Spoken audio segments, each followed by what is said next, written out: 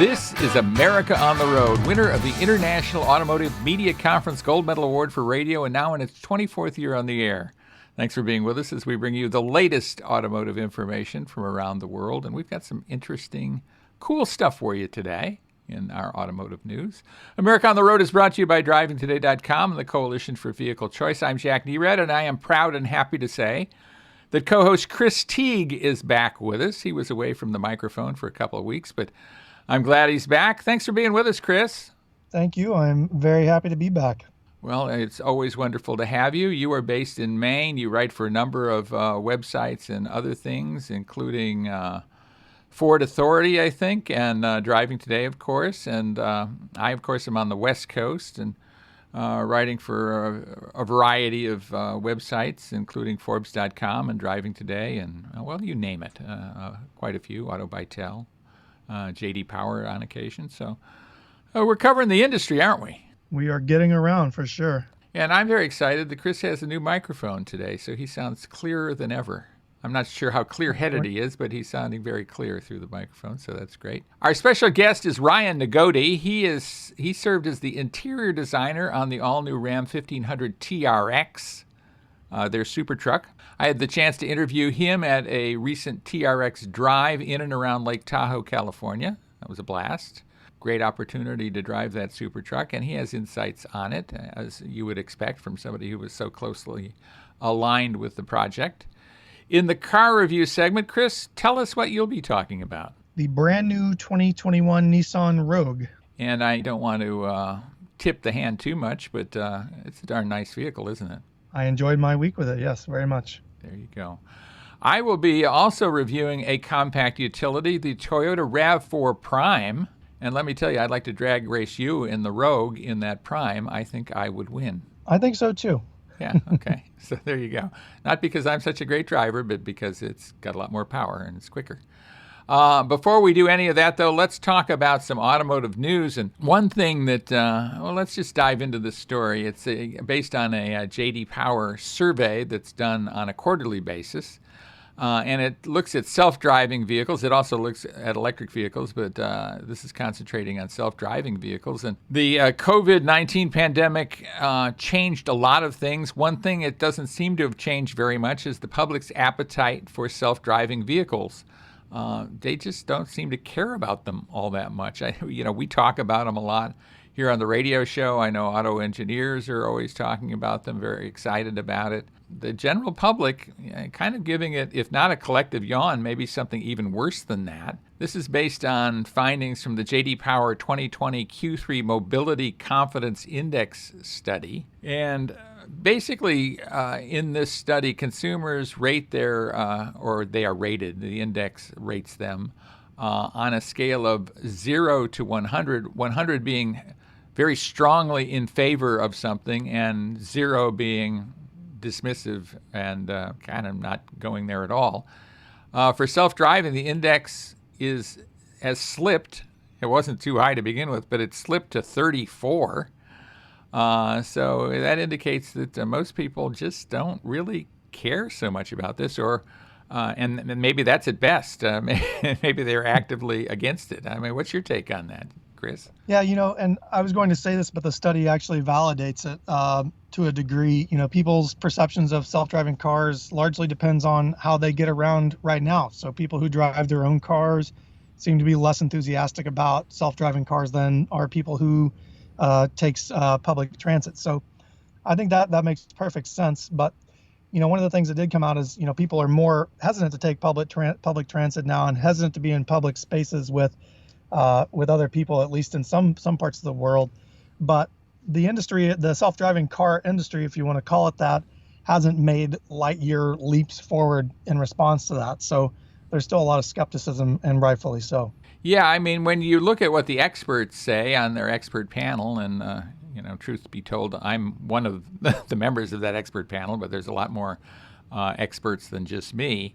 It looks like the experts are saying it's even farther off than they thought in the first quarter of this year in terms of self-driving for a bunch of different type of aspects, ride-hailing and taxi service, public transit that you just talked about, personal cars. It's just, they're looking at something close to being 10 years off, and that's a lot longer time frame than the industry would suggest to you. I think so. And, very public self-driving car accidents have not helped their cause much either. Yeah, very, very good point. Another question out there, and I think we were all excited. I haven't talked to you about it specifically, Chris, but you were probably excited about the launch of the new GMC Hummer EV. What's your take on that vehicle? I think it looks incredible. I think it's not necessarily a Hummer in the sense of what people think of when they think of a Hummer, but that might not be the point.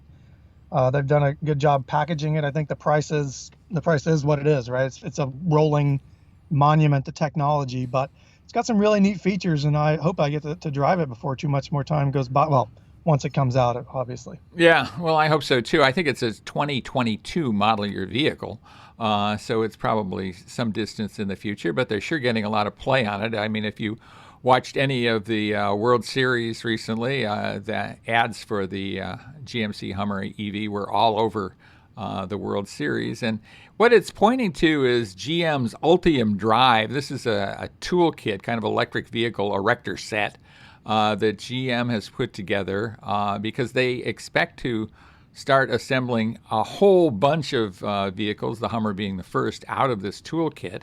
Everything from sports cars to this wild and wacky and very out there big SUV truck kind of thing, off-road truck. It begs the question, is this going to be regarded by the public as cool? Or is this going to be looked at as here's a big company, but it can't compete with Tesla? What's your take on that? I think some of the players that'll come into the market between now and the Hummer or anything else that GM makes in that line are probably going to have a lot of say in that too. People that I've talked to, both colleagues inside the industry and people outside, seem to be very excited about things like the Rivian truck and SUV that are coming. And they've got some big money backing to make it happen.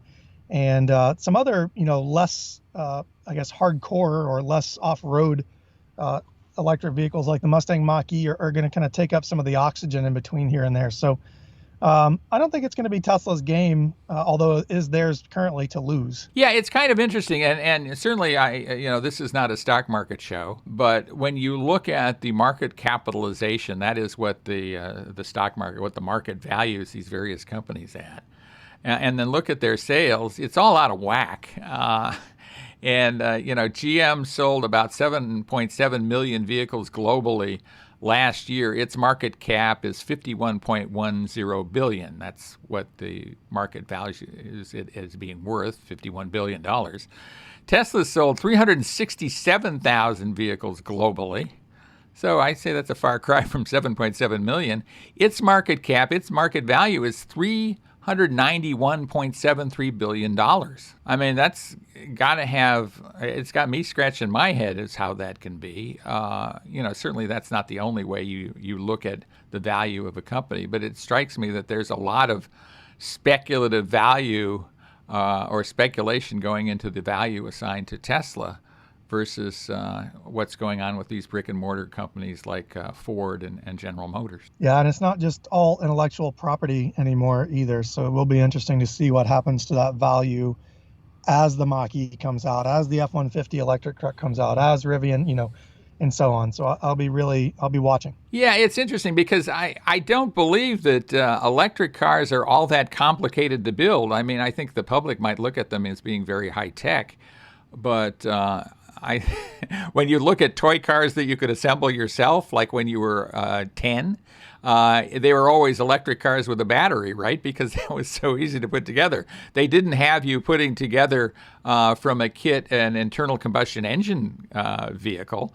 You're always putting together an electric car. So that's actually a fairly reasonable analogy for what's going on with electric car. They're not that hard to build, and they're not particularly high tech. Well, again, as the market gets more crowded, Tesla's going to have trouble continuing to break through. They built a solid, an attractive car with very attractive technology at the time, but people have had a lot of time to catch up. And while they still may be further ahead than many, there are a lot of deep pockets that are lining up to get in the game. So I can't wait, honestly. I think, as much as I love gas engines and the the sounds and the sensations, I'm really, really interested in seeing where the next 5 years takes us in terms of internal combustion and battery electric vehicles. Right, right. Well, we will talk about that, I think, later in the show. And we're going to have a bit of an example of that coming up in the next segment when we do our road test. You were driving the all-new Nissan Rogue for 2021. I was driving the Toyota RAV4 Prime, which has an electric drive component to it. It's the plug-in hybrid version of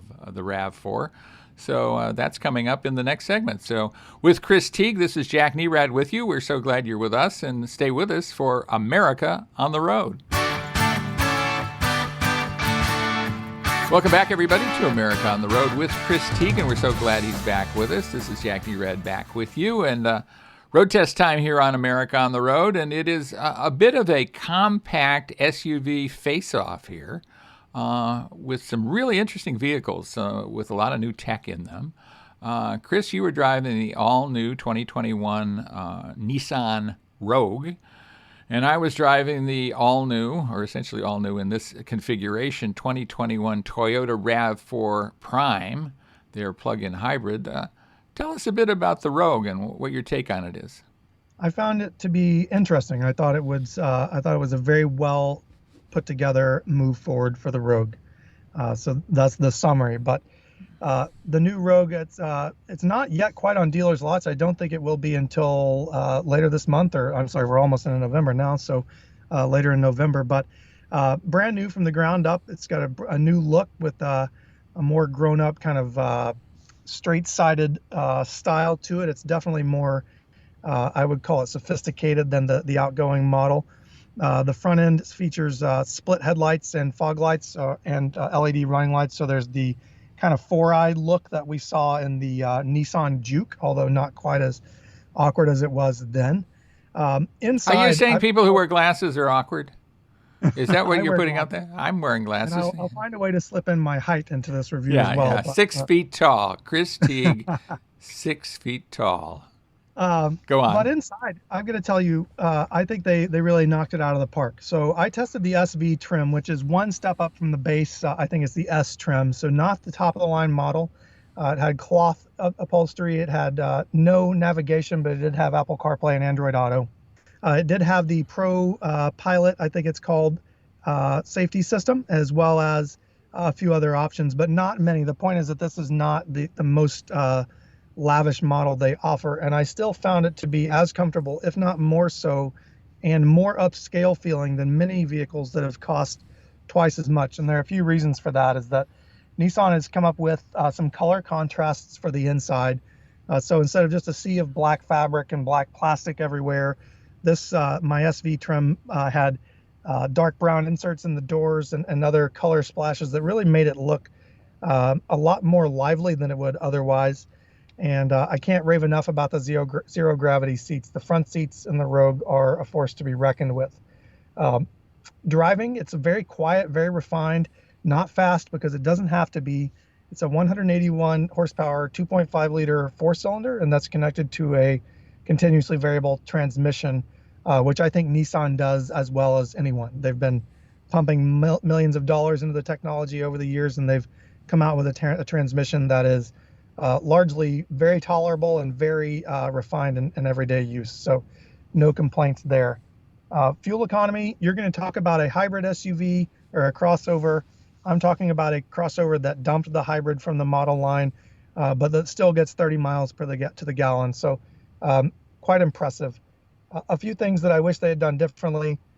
More road noise comes in, more wind noise. So cabin insulation is definitely something that I would be concerned with. It was loud enough at one point for my now 4-year-old daughter. She just turned 4 last week. Oh, happy birthday. To wake up from a nap. She's not the deepest sleeper, but it was still kind of surprising to see that happen. And other than that, I think, they've done a good job with it. What do you think? Absolutely. I think they've done a marvelous job. Every all-new vehicle, you expect it to be better than the one before, but I think this is incrementally better in pretty much every area. There's not one area where you go, well, they kind of fell down, or this is. I think the new Rogue just kind of hits it out of the park in a lot of different areas. I drove one that was very high zoot. It was the Platinum Edition. It had every bell and whistle on it. And it is every bit a competitor, or could be a competitor, for luxury vehicles of the same size. It just has everything you'd want in terms of that. Leather interior, high zoot looking, great infotainment system, and the drivability that you'd want too, and the refinement, even though it has a CVT, which neither you nor I are typically fans of. So I think they've done a really good job with this vehicle, and they've also priced it very aggressively, which means low. They're out for blood with this thing. This is the biggest seller in the Nissan line, and they really want to do a job with it. I agree, and the SV I think prices in right under $30,000, even with the ProPilot Assist package, and so it's a winner. I would definitely recommend it. I have not driven the newest RAV4, but I have driven the CRV, and I think the Rogue is competitive by more than just a little bit. So good job, Nissan. Yeah, I think they are doing a marvelous job. And like you say, we're in compact SUV land this week in our road test segment. And I was driving the much anticipated Toyota RAV4 Prime.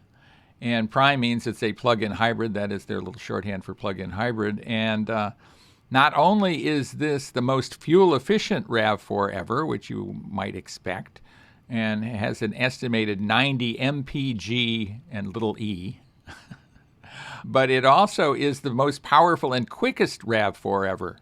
And that's a pretty nice combination. I mean, this thing will do 0 to 60 in a reported 5.8 seconds. I didn't do it in my driveway, but I guess that's true. It feels very, very lively, let's put it that way.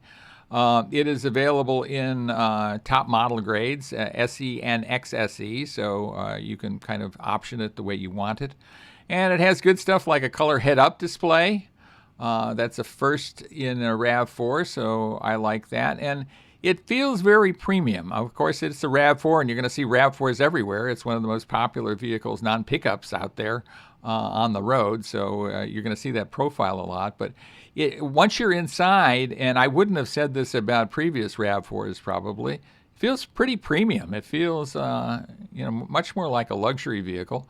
I think the fact that they finally sorted out their infotainment thing and specified Apple CarPlay and Android Auto as opposed to putting the nix on that as they had done was a wise move in that. And of course, plug-in hybrid gives you about 40 miles of electric-only driving before you need to resort to that filthy internal combustion engine. I'm saying that facetiously, I hope, because they're darn clean these days. But I think it's a really good advantage, and you get 83 more horsepower from this kind of situation than you had over the RAV4 hybrid, which has very good drivability in and of itself. Yeah, I think the power and the instant torque is a very welcome sort of byproduct of the hybrid system. But Toyota's gone all in on hybrids, and they've done a great job of them. So I can't wait to get behind the wheel. It's very popular both on dealers' lots and in the press fleet, it appears. Yes, yeah, absolutely true. Like I say, it has premium features, and it also has, of course, the Toyota Safety Sense.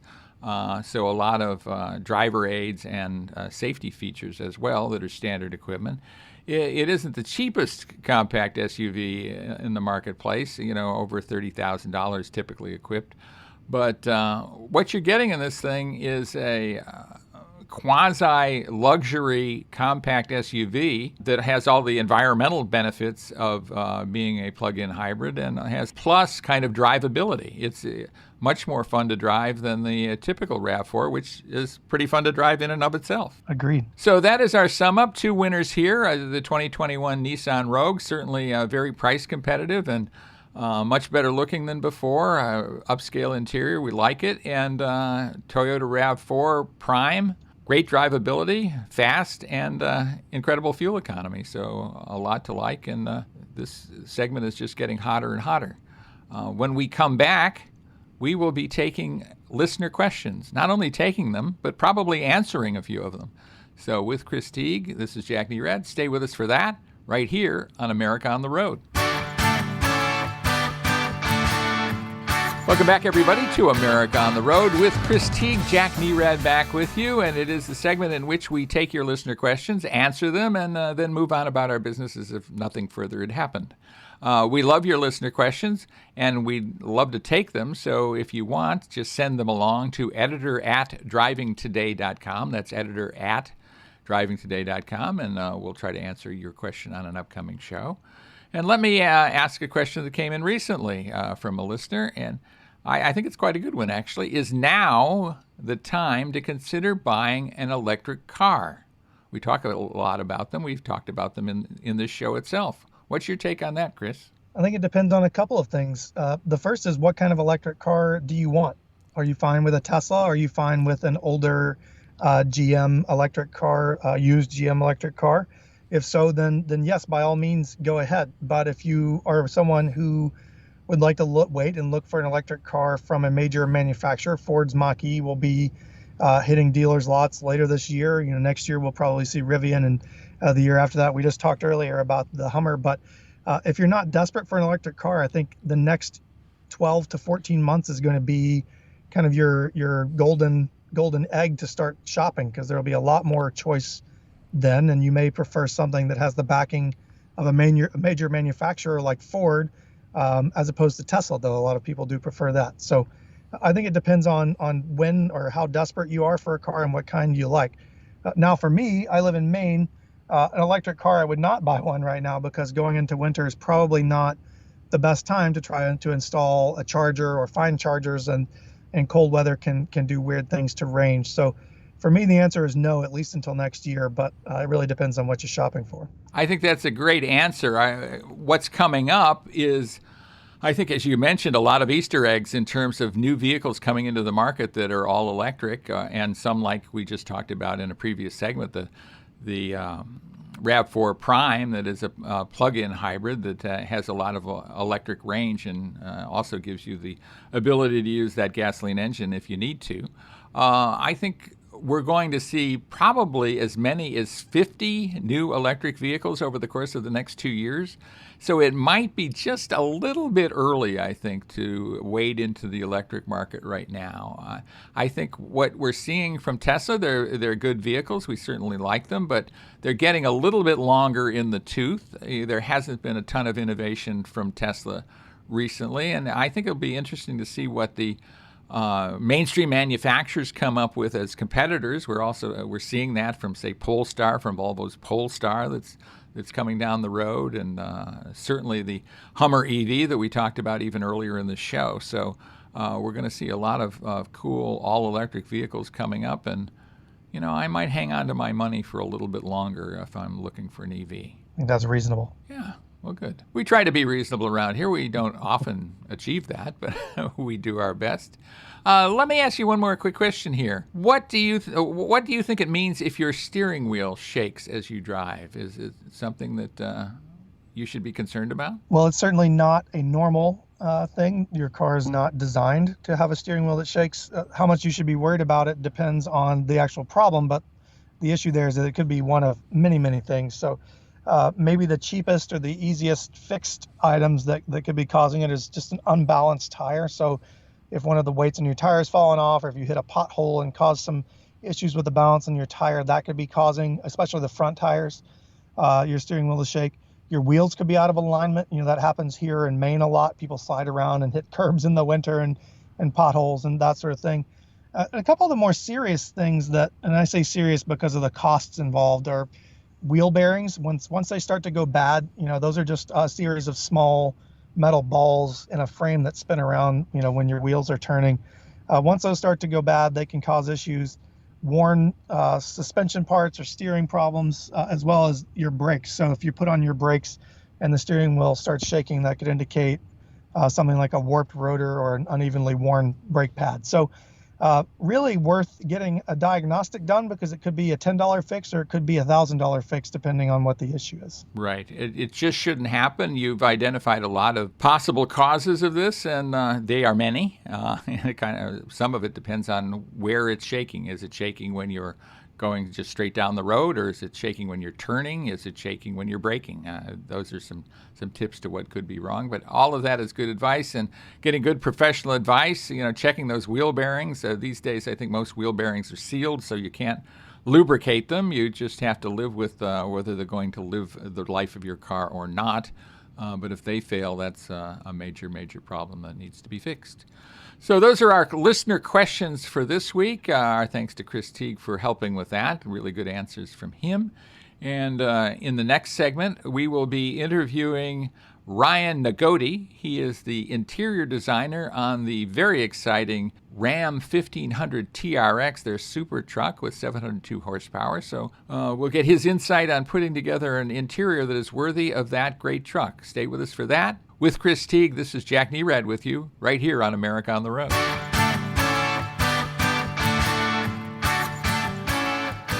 Welcome back, everybody, to America on the Road. It's Jack Nerad with you, and we are staring out at an off-road course that I'm amazed I was able to negotiate. Actually, it wasn't me. It was the Ram 1500 TRX that negotiated it. And with me is Ryan Nagoti. He is with Ram Truck. He is a very talented designer with Ram Truck, and I'd love to talk to you about it.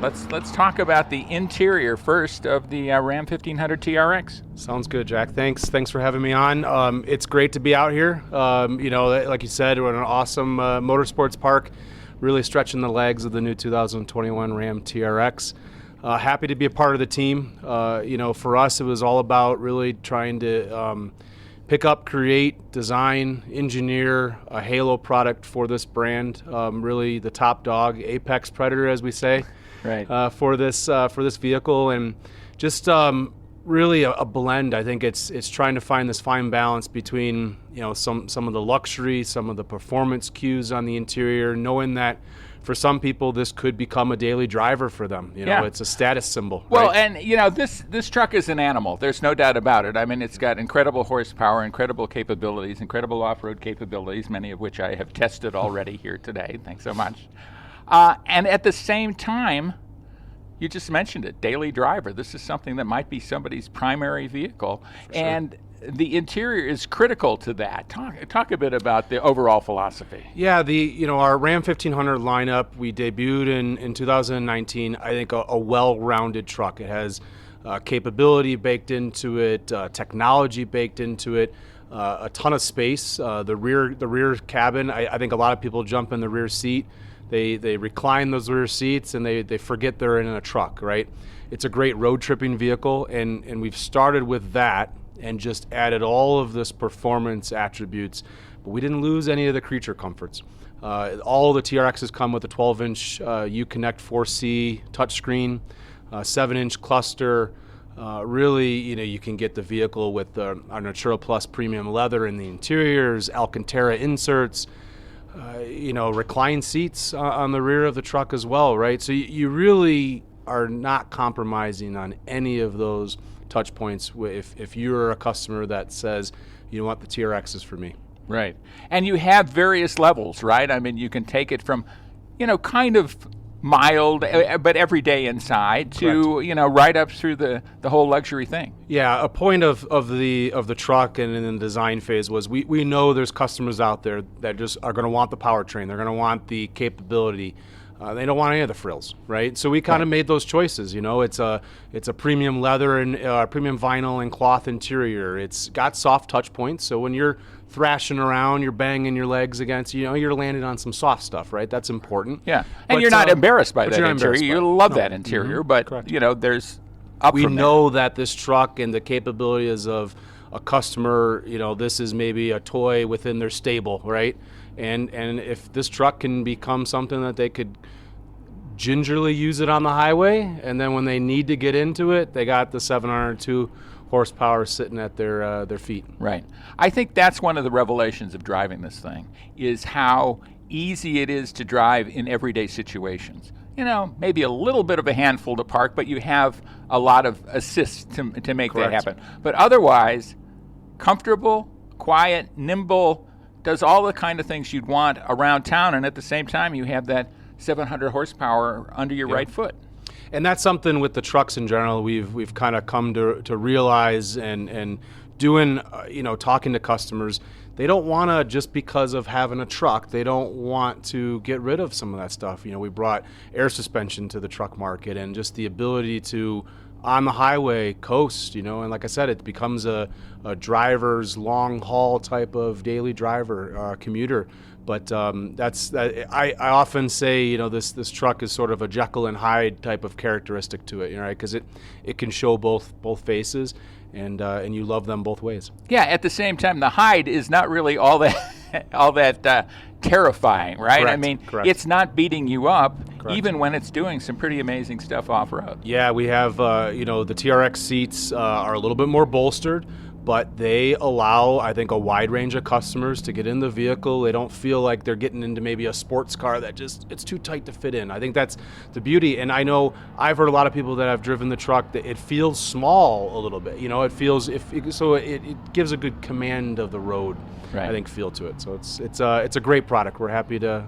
Let's talk about some of the interior features that you're really excited about. You mentioned the 12-inch touchscreen, which is great. It's Correct. Among the best touchscreens of any type of vehicle, not just a truck vehicle, but just any type. But talk a bit about some of the things you're really happy with. Yeah, I love how the team, we were able to bring in a center console shifter to the truck. I know there's been some people that have been clamoring for that in our 1500 lineup, and there's pros and cons with that. We found a good way to maximize storage space, give you functionality. I love the ability to give at your fingertips the drive modes. This truck has 8 drive modes plus valet, and that allows the truck to kind of have this different personality, because you can throw it in auto, cruise on the highway, and then just with the touch of the fingertips, you don't even need to get into the screens. You can get to the drive modes, which I think is nice. Because in some cases, sometimes the technology is a little much at first, maybe for some. And I think that's a nice duality that we often have, is we love our redundant controls. So not everything has to be in the screen. We have some hard controls. I love the steering wheel. The steering wheel has a great feel to it, a flat bottom feel. Some of the models have our suede actually on the steering wheel itself too, which give you a little bit more grip. And as well, the paddles that we were able to put on there. Just some of these touch points, they're real metal. You feel like it's not going to break. It's sort of an extension of this truck, and everything needs to work together to make it really the best possible vehicle out there. Yeah. There are a lot of features that are accessible either on the touch screen or with hard buttons. There's just a lot of stuff, right? Correct. So that's got to be a challenge, shall we say, as you're engineering the interior, as you're designing the interior. Talk a bit about that. Yeah, our Uconnect system is, a hallmark of our technology. I think we're building upon a system that just is all inherently easy to use to begin with. Yeah, correct. And so when we talked about bringing in drive modes, performance pages to this vehicle, we said, well, we got to do it in the same way that the rest of the system works. Larger buttons on the screens, not getting to small buttons where you can imagine you're out here possibly, off-roading with this thing, and you're jumping up and down trying to hit a small button. So that's really, I think a hallmark to the system. The graphics are clear, easy to see. We use color coding to kind of denote, all right, when you're in the more performance end of it, you're going to be in the red realm, and then maybe elements that are in Baja are going to be in the brown mode. So you kind of understand what's going on with the system, and I think that's just it's key. It's you don't want something to be intimidated using the system, because this is all, at the end of the day, what we're doing on the interior, giving them a place to call home and really truly feel comfortable to be able to get out there and use this truck to the best of its ability. And you're letting people know that they're in something special. I mean, I like the number plate essentially on it that has the VIN, and tell our listeners a bit about that and what the thinking was there. We love the details. We think that is really what really sets certain manufacturers apart from each other. It's that almost as if you were buying something handcrafted, handmade for you, and that's the kind of feeling that we love to pour into the interiors. And that spec plate, for instance, it's metal. It's got a stamped piece on top, and it's got the information of the powertrain, some figures like boost pressure, but then on top of that we add the VIN. And it's just, again, it's nothing that it's not adding horsepower to the truck, right? But it is visually tying you into that vehicle, I think, a little bit more than just something that looks run-of-the-mill and just normal in that sense. So details like that, we love little Easter eggs that we throw into the interior and exterior. I'll let most of those people usually find those out, but that some of the stuff like that is neat. And I love when people have had the vehicle, any of our vehicles, for months, and they're like, "Oh, I just found this," and that's kind of neat, right? And I think, it makes you feel like maybe more attached to the product. And let's face it, this, besides a house and some other items, a car payment is pretty substantial. And this one will be fairly substantial, I think. just buying a vehicle in general. And so you want to make sure people feel value. And I think some of those details really help to portray that. Yeah. Let's go back to the shift lever, right? I mean, the typical 1500 has the rotary knob shift selector. Correct. Works fine, I've got to believe it's expensive to re-engineer that or, change that system for this truck. Just talk a bit about that and how how persuasive. I don't know who was persuasive, but somebody had to be persuasive to get that to happen. Well, and I think we do a good job of listening to the customer feedback. In some cases, we always don't react right away to that. Take it in, kind of understand what they're after, what they're looking for. They might be saying one thing, but actually meaning something else. And in the instance of the shifter, I think you find a lot of people at first, maybe some gripes, but then realize that you were able to get more storage space, more flexibility. And so maybe some of those, I think people that felt they really needed a regular shifter were kind of like, okay. So so we've stayed pretty true to leaving that in the 1500 because we feel the storage space and everything there is vast. Now, looking at this truck, we said, okay, well, a hallmark of this truck is the performance end of it. And to be able to grab something that this is shifting it in to all the 8 gears, 702, 650 foot-pounds of torque, you need something substantial. And a lot of times you want to grab a gear manually, for this kind of and vehicle. The ability to either the paddles do it manually or throw the shifter into manual mode and shift through the gears. I think even for a lot of people, they just love resting their hand on that thing when they're driving, sort of just, the vehicle is wide and you tend to lean towards the center, and it's just a nice place to kind of rest. But I think visually it's also just a nice thing. When you peek in, that this is something a little bit more unique and special because the rest of the lineup doesn't have it. I think that also will make this vehicle be a little bit special. Right. Well, it's certainly special from the exterior design point of view, and it dates back to a concept vehicle I guess you did in 2016 or around there. Tell me the philosophy of trying, do you try, number one, to match up the interior with the exterior, or how does that sort out? We love to have them be complements to each other. I know how we interact at the office is we're in constant contact with like my counterpart who handles the exteriors, and so we're always in each other's sort of reviews, listening in the background. Because yes, you don't want a vehicle to appear one way on the exterior, maybe think you're getting something, and then you get on the interior and it's something completely different. They complement each other in that sense. And I know on the interior for us, we had to live up to what the exterior and the engineering even were portraying with this vehicle. That we had to have something special. So it's a big part of the process. It is two different teams working on it, but then it's the coordination of the management and everyone, again, just the communication to kind of keep it all on track and make it feel unified. Was there ever a inclination to make this a more bare bones kind of vehicle, a scat pack kind of vehicle, if you will, or something like that, where it strictly concentrates on performance and you don't go the extra mile in the interior? Was that part of the consideration? I think with us coming and dropping the truck, now we've had the time to kind of sit back and look at what other manufacturers have been doing out there with just trucks in general. And I think we looked at just even how the sales of our own trucks are, and I think it for some people that is what they want to do, and I think there's a small portion of the population that's the way they would want to have it. But I think majority of the vehicle owners, the truck owners, and especially owners that we see for this truck, there is sort of an expectation now that these trucks come with a little bit of these creature comforts. Yeah.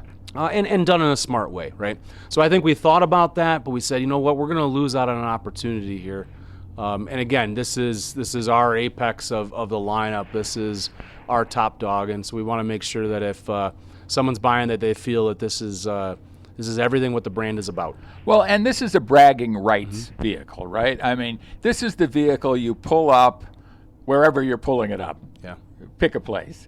And people gather around, and then you show them the cool stuff you've got and how cool it is. And it's not just the exterior stuff. It's not just under the hood. Yeah. It is also inside. So I think that went the right direction.